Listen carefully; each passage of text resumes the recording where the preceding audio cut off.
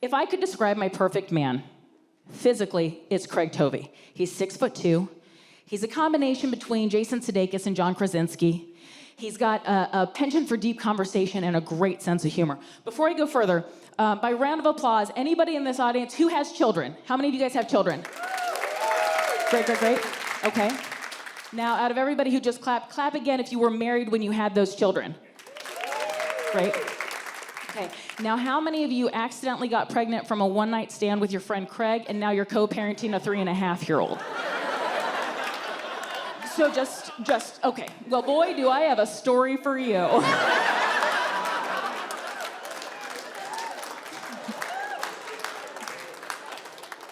Good old Craig. He came over that night to make me feel better. And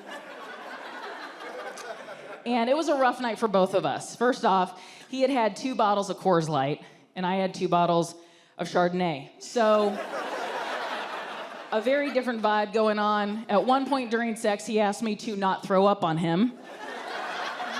So not the whirlwind romance we're all hoping for, right? The next morning, I text him and I go, hey man, I just want to make sure we're good. And he goes, yeah, we're so good. I wouldn't even consider what we did last night sex. And I was like, oh, thank God, me neither. Woo! I was like, so can we make a pact? And he's like, yeah. I go, let's not tell anyone. He's like, no, we're not going to tell anybody. So we made a vow. We are not going to tell a single person for the rest of our lives under any circumstances that we ever had sex. Yeah. Yeah. What a fun promise.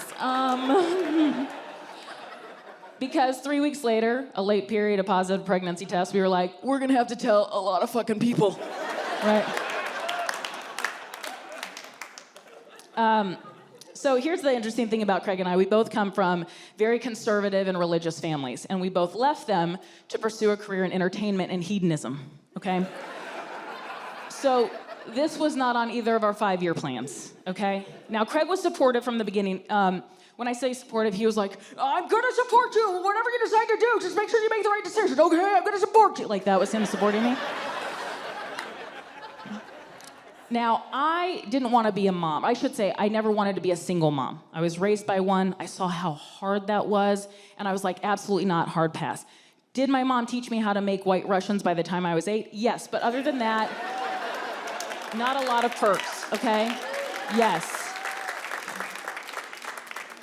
But here I was looking down the barrel of being a single mom, and I was like, what am I gonna do? And my therapist, Annie, said, well, you know, Nicole, sometimes we create what we fear most. And I'm like, yeah, but if that were true, I'd be performing this tonight in a room filled with snakes and pap smears, so.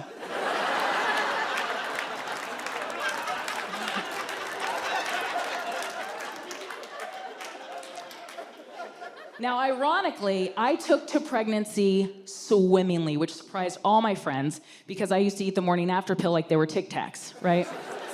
You know, sometimes you put them in a Pez dispenser just to keep it interesting. Oh, change it up, right?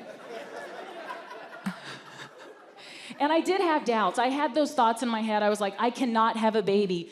It will ruin my career. No one will ever date a single mom. But at the same time, I had this mama bear energy. I was radiating mama bear energy. Craig, as supportive as he was radiating more of like a midlife crisis, is what his vibe was. Let me get specific here. So, while I was installing a car seat and learning how to breastfeed, Craig got 3 tattoos and a brand new BMW. Right? I'm just gonna tell you this. Before I told Craig I was pregnant, he had 0 tattoos. Today, 4 years later, he has 9, okay? 9. You guys, wait, you guys. Wait. They're all so sad. Oh, they're so sad. These are the saddest tattoos you've ever... There's one, it's like a clown and it's crying. There's another one, it says, eat the rich, which is something only poor people say. And then like 6 of them are lyrics from that band, The Smiths. Do you guys know The Smiths? Right? The lead singer, Morrissey, the biggest Debbie Downer ever. Like Morrissey's Who's in Your Earbuds right before you step in front of a bus on purpose, right? So sad. So sad. Let me think, that's 7, 8 tattoos. I'm missing one. I'll think about it. Okay, so Craig comes back to Kansas City with me to meet my entire family. And that's when my dad's like, are you sure you guys don't want to be together? And I said, Dad, no, and I can explain why. Now, here's the deal. I'm an optimist at heart, but I'm also a moody bitch, right? And Craig, 10 times moodier. And so I saw this on TikTok, so you guys know this is verified. Anyway.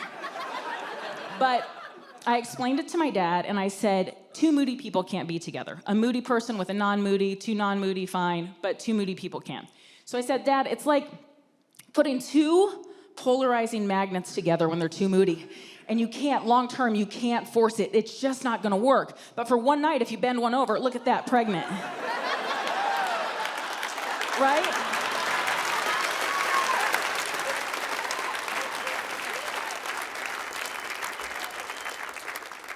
My dad did not like that analogy at all.